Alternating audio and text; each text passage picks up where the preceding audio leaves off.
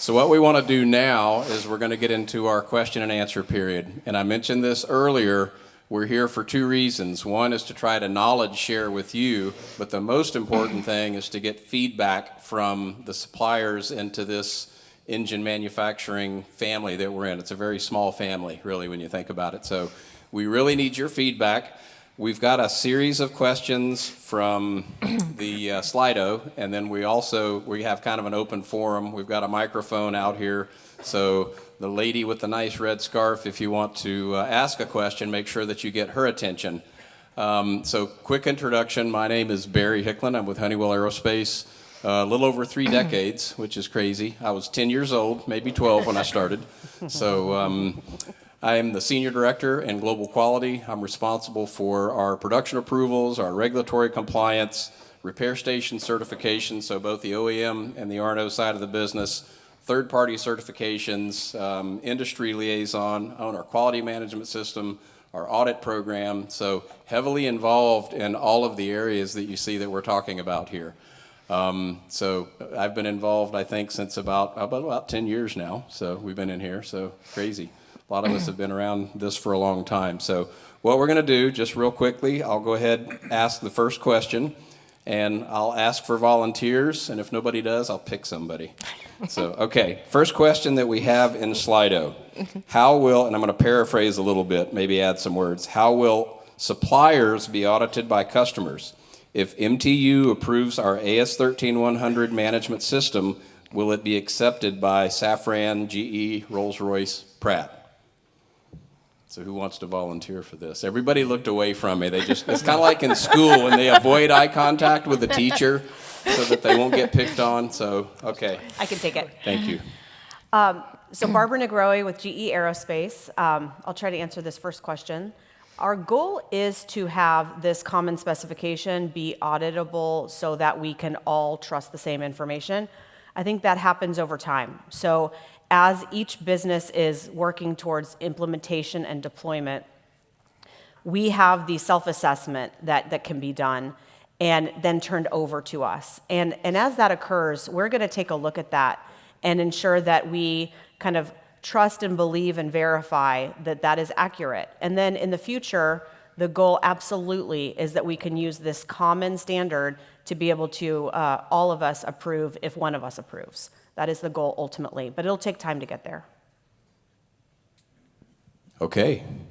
So on that, is there a question, or does that lead to a question? Does anyone in the audience have a question related to audits or another topic? Raise your hand. Wow, we're going to be done early, I think. Okay, I'm going to go to Slido then. I'll ask the next one. This one I think actually kind of got answered. For future events, can we please have name tags on the main AESQ leaders, representatives, and may be available for all for networking? So I think we worked that out. They were at the south gate. Some of us came in through the main gate. So yes, we actually talked about that yesterday, though, is perhaps for the primaries on the AESQ having individual name tags so that during the day you can come ask us questions. Okay, next one on here. This is a really good question. Presentations and slides are great, but some people learn via workshops. Is AESQ going to consider more interactive activities with examples during the forums?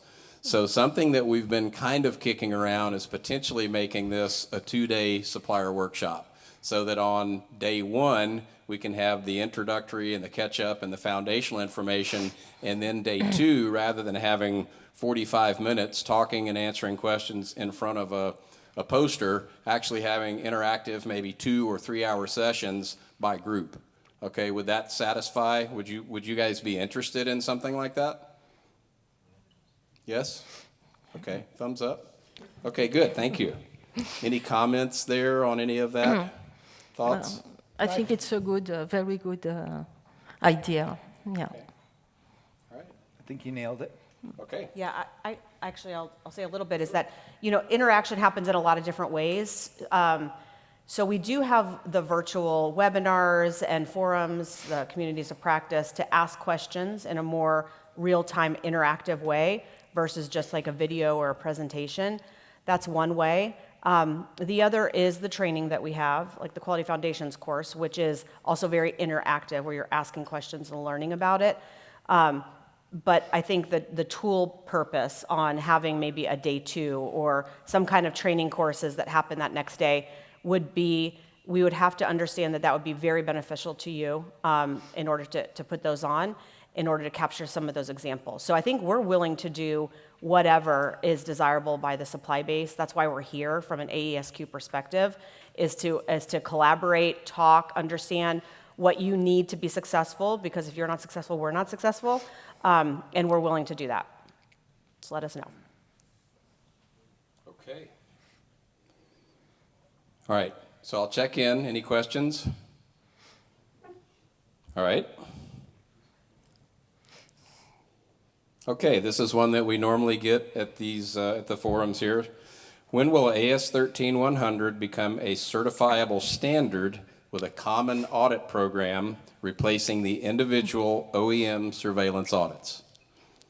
Earl, you want to talk to that? Sure.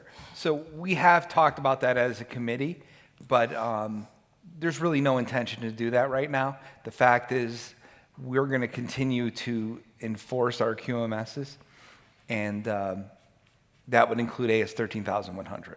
So there's no intent to really do that. With that said, it's very likely when your registrar comes, as part of your QMS, he's going to look at it because it's he or she, because it's there, right? It's now invoked on you from us, but there's no intention to do a separate certification.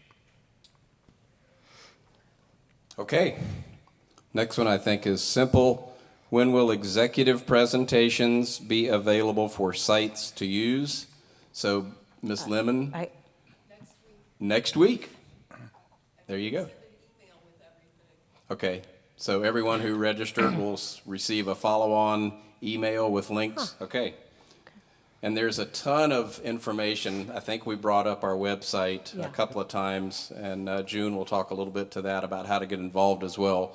Fantastic library of information, previous presentations, previous webinars that are there. So there's we try to facilitate as much as we can, everybody getting a good download of what we've done so far. There's also a very, very strong FAQ page. There's a gentleman that's been here forever, Larry Bennett with GE. The guy works tirelessly to keep that FAQ page current. Bring questions in, keep it very contemporary. So, please take advantage of what we've put out on the website there. Okay, questions? I'm going to quit asking. Okay, next one here. Not a question, but I like the dialogue as the keynote speakers very much. So agreed. It's always fantastic. And we've had some of the airframers, depending on where we've been. We've had Airbus or Boeing. Our ultimate OEM customers, maybe we should get some, some flyers or some operators up here, some of the Part 21 air carriers up here, get their opinion sometimes. But yeah, it is fantastic to get the view. I think the gentleman did a fantastic job today, kind of playing off of each other. So that was very strong. And Barry, I might also add that is recorded. It's being recorded, and it'll be on our website as well. And I think, as we've heard from definitely a lot of suppliers, how can you help me talk to the leadership team? How can you help that we have the entire business understanding? I mean, that's something, a quick 30-minute, video to play as not only a supplier, but an engine, OEM, MTU. So I think that's a huge opportunity for everybody. Okay. All right. Fantastic question. Are reference standards mandatory? No. Okay. Oh. Go ahead. No, go ahead. No, the reference manual are not requirements. They are only guidance, and it is the output of all the SMICs. So the deliverable are best practices that have been done by all the experts. And maybe the question comes from, because there could be some shoal in the RM, and I think there was a cleanup with the new revision of AS13100 to delete those shoal, and if there was a bit of requirements to put it in the AS13100. So a little background there. When we first came together, we actually developed a standard that was behind each one of those reference manuals. And we determined it was a little bit clunky to have all of those individual AS documents to be in compliant with. So when we did our second revision, what we did was, that's where the 13100 concept came together, was let's reduce this down just to where the shalls belong, as you mentioned, and then we converted the previous AS13XX documents into those reference manuals. And if you think about it this way, so coming back to the question, are the reference standards mandatory? They're not mandatory, but if you really want to do this with excellence, they're mandatory. Okay, there are no shalls. There's nothing auditable in there, but there's just a fantastic how-to. So the 13100 is what you have to do. The reference standards tell you how to do it best, okay? And the expert minds, the hours and hours that have gone into putting those together for you, it's an available resource. So, capitalize on that, please. Can I add to that? Sure. I was going to add too. The reference manuals are something we can update on a regular basis. So if you have questions, comments, feedback, best practices that you want to share, reach out to those people, either the SMIG leaders, so subject matter interest groups, through the contact at AESQ, any of those places, they get fed back to us as committee leaders to add into the next one. So it could be, hey, I don't know how to do something. And then we develop webinars, we develop resources, we update the manuals. So the manual updates are happening much faster than we could ever update a standard. I was just going to add that one of the last presentations we're going to do today, we're going to share with you ways to give us feedback. So we took our SMIGs, our subject matter experts, and we built all the case studies. And they're not sunny day, perfect day scenarios, right? Where the tools are applied very easily. We tried to find scenarios that are hard, but like you've heard already, if you have feedback or a different methodology that meets the intent, bring it to our attention. There has been some pushback with the RMs. You're boxing me in a corner. We're not boxing you in a corner. We're using every case study that we can find, applying those tools as best we can. So if you have another application or a different way of doing things, please share it with us. And that addresses one of the next questions on here. It says, what does it mean to be a SMIG, or what does it mean SMIG? So that's subject matter interest groups, and absolutely you can get involved with those, okay? So June will talk about that in the next segment, all right? But we really desire your input in those areas because it's good for you, it's good for us. We can get into best practice sharing. So yes, absolutely, that's an area we want your input as well. So let me back up one.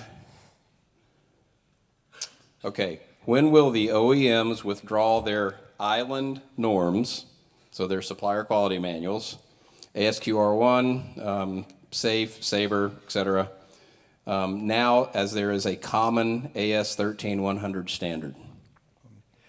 So I'll start, and I'm sure there'll be a lot of feedback. Likely they'll never go away totally because there's certain tools. So I work at Pratt & Whitney. There's certain tools we use where we capture first articles.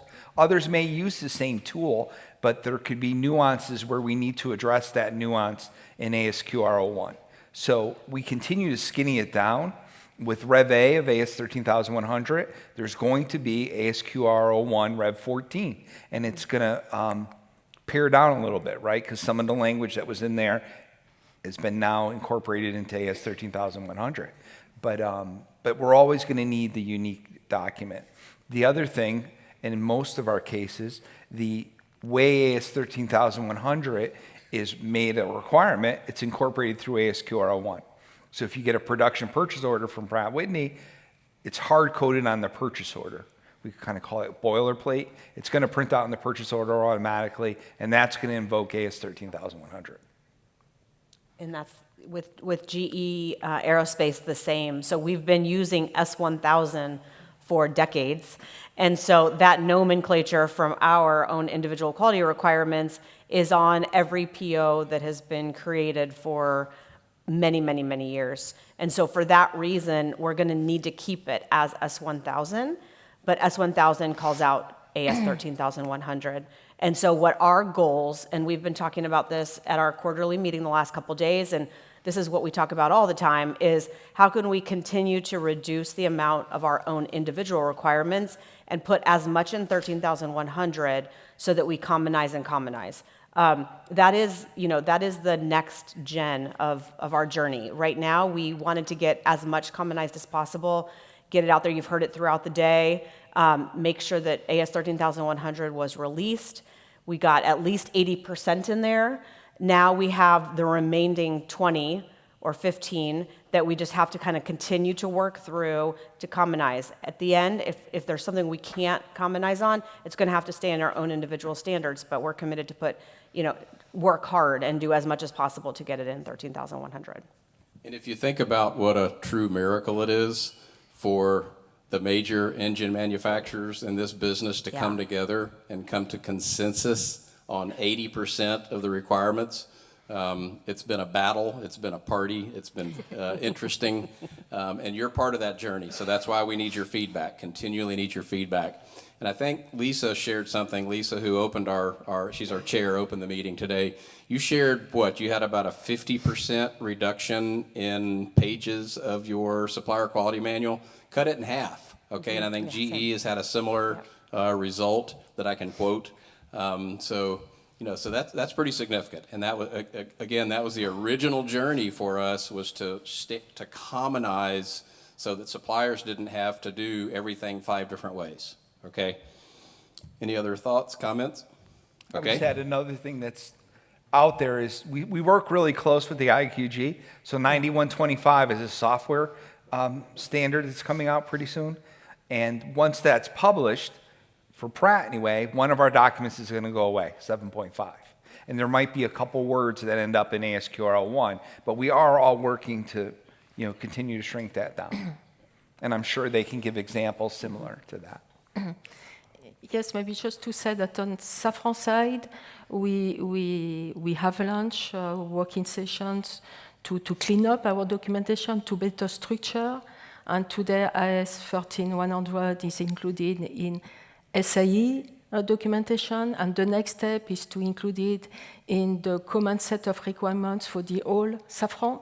And I'm sure that this will facilitate the use for the suppliers so that they can recognize AS13100 requirements and the specific one. Okay. Any thoughts? Okay. All right. Next one on here, kind of a suggestion. I think a common incident database for AESQ is a great idea.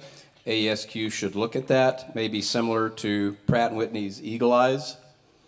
So not something I think that we've discussed.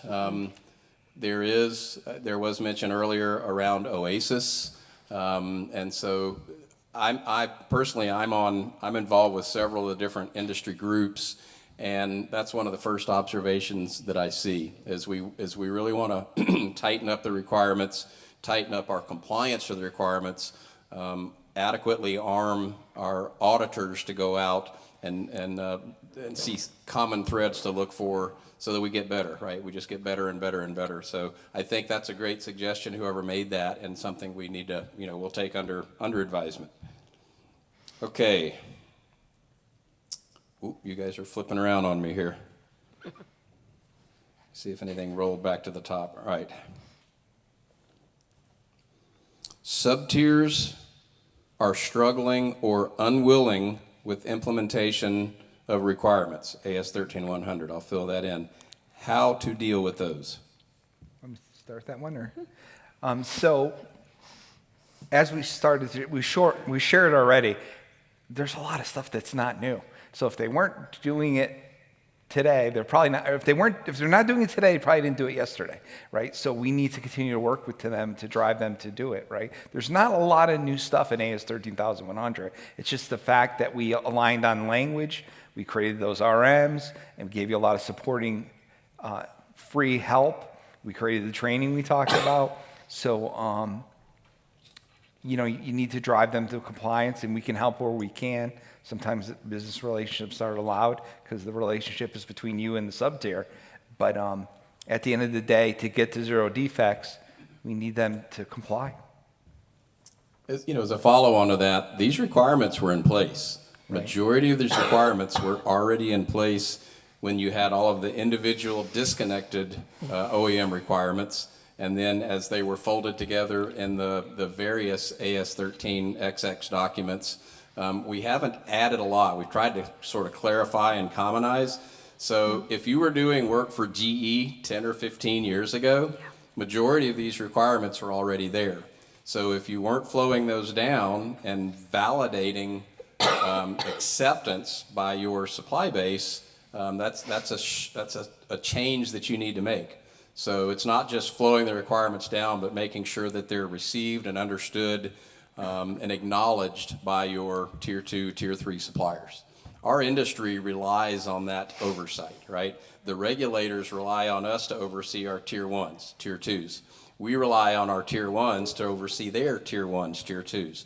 So it's that's the way this whole industry-controlled other party scheme works. All right. Yep. Okay. Other thoughts there? Yeah, I can add some. So the way I think about it too is that, you know, 13100 or S1000, Sabre, Safe, is you build that into your quality management system from a tier 1 perspective. And I don't think you take our whole document and then just throw it down. You understand, like, how does that build into your quality management system, and then you operate to your quality management system. So your own internal teams follow the quality management system, and then as you flow it down, you're flowing down pertinent information to your sub-tiers to follow in order for you to meet and match your quality management system. So the hard work really happens as how you incorporate 13100 into your quality management system. The sub-tier may not need to know every single aspect of 13100. You know, they're acting as a sub-tier for a reason. That's what they do. They have a specialty, or they want to operate in a certain way. So it really comes down to how do they meet your requirements, and how do you make sure that your requirements meet the customer requirements. So that is that flowed tier structure. And then I think from a how-to perspective, if you're really struggling with interaction, you have to sit down and just get down to details. That's what we've had to do as well when we've had some of our tier 1s pushed back. I think we've all had to do that, is go through all of the requirements, say what exactly are you pushing back on or having challenges with, and let's talk through it. Maybe you have an alternate means of compliance, or maybe we need to talk about how you can comply in a different way, or maybe clarify something for you in order for us to meet the needed requirements of the industry. So you can't get out of the hard work of going through the details and sitting down and having those conversations. Can't be emails back and forth or letters sent back and forth. The only way to get through it is to really talk about it. And I can speak for Pratt. Go We ahead. have not had to waive one requirement. We've worked through anyone's concerns and issues. And some of the concerns were really silly because in one real-life example, someone was complaining, well, I'm not going to tell you if I have a major finding within 3 days in Oasis.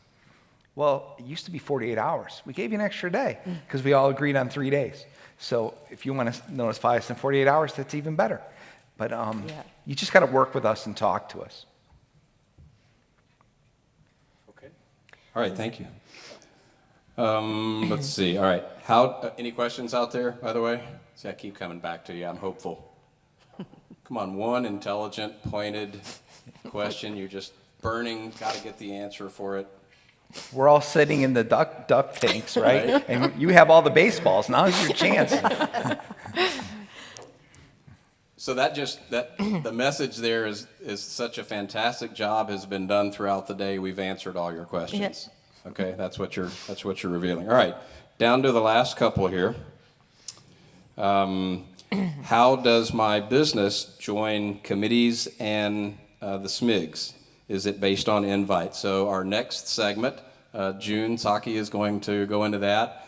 I believe it's also on our website. How do I get involved? So we'll share that on the screen. So we won't go into that here. This one I'm not quite sure I understand How did the team engage on human factors? Whoever answered that, I'm going to pull out some group participation here. Who asked that question? I think that showed up during the human factors presentation. Okay. Did that get answered during the human factors No, presentation? it showed up at the end. At the end of it? Yeah. Okay. Who asked it? Okay. Get that young lady a microphone. I'm on my way.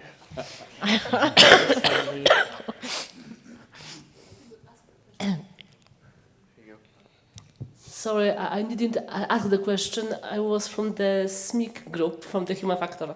So maybe somebody wants to talk about it. Maybe I can be here on the end of the meeting and I can talk to this person. Or I can try to answer now, but it is, I think, longer. So yeah, you can come see her after this before you leave. Yeah. We do have our FAQ page, so if you want to clarify a little more, because you're camera shy, because we do have a lot of cameras here today. So if you don't want to raise your hand, that's okay. We'll keep it a safe place for that. This one, are there plans for more cooperation between competing suppliers, not just the OEMs? I'm not quite sure what we do with that one. So everything we do is around quality. There's lots of rules. There's antitrust rules. We never talk about engineering stuff or parameters. So we can always work together around safety and quality. So we would hope that the sub-tiers would work around safety and quality. But the rules are in place. You can't say, you know, when I make orange juice, I put 3 pounds of pressure and my orange juice is better than yours, because that's secret sauce, right? But when it comes to quality and methods, you know, they can collaborate. We would love them to, but it's kind of hard to give a better answer than that, Hard right? for us to drive that, I think. Agree. But we do capture these questions, and we kick them around as a leadership, as a strategy group. So both as OEMs and with the suppliers that we have on our committee, on our writing team. So we'll kind of kick that around a little bit. Maybe there's something we can facilitate information-wise. Okay. The last one on here, could you summarize the main changes in the new version of the standard? Will we have enough time to understand them before they enter force? Before I open it up, we are in ballot right now. We will close that out, I believe, the end of the month, somewhere around there. And our plan at this point is to publish by the end of this year, correct? Okay, so as far as, yeah, fingers crossed. And really the intent there, we actually removed some things. We clarified some things based on feedback that we get from you. So I really want to drive home that point. Talk to us. You know, let us know what you're struggling with. That won't necessarily eliminate something, but you know, our ears are open. Any other thoughts or ideas around that? I don't think there's anything, I know there's nothing in there that's going to shock the system. Some things, the words, there's one example where we misstepped, right? There was an error in there. And we said if you had changes in leadership, you needed to get our consent, our concurrence, acceptance before you could make those changes. That was a mistake. We just want to be notified. So that's one of the changes. A lot of the changes are just clerical, where one section might have called something a feature, and another section said characteristic. If English isn't your first language, that can cause confusion, right? So we changed it to characteristic. So there's a lot of changes like that. Wherever we had a lot of extra words that just rambled on and didn't really add any value, we struck through those. From memory, I think we dropped about 22 pages out of the document with, like I'm doing right now, rambling on, right? It doesn't add any value. So it'll be a very palatable change. And it's really just to, like I said, collect the feedback that we have from you guys and then adjust it so it's easier to interpret, and then it's just an overarching better document. Yeah, that's right. It shouldn't take longer to implement. It actually should help in your deployment of 13,100. Okay. Any closing thoughts by our esteemed panel? All good? Wow. I'm good. Okay, last chance for a question. Somebody please ask a question. Nothing out there. Okay, I'll leave you with this. The two gentlemen who were our last two keynote speakers from MTU brought up the automotive industry and around the efficiencies, looking at design and that sort of thing. So I have a slightly different angle. Who in here ever bought a car made in the 1960s?